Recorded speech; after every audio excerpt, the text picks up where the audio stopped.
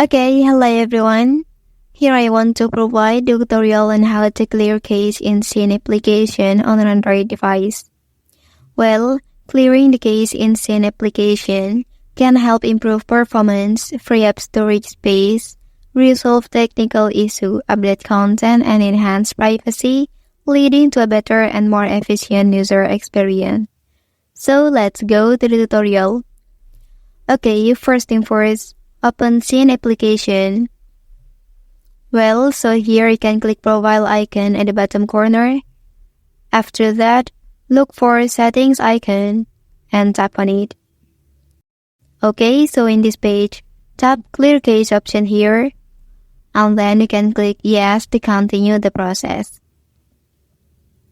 Okay, that's the tutorial on how to clear cache in Shein application on an Android device.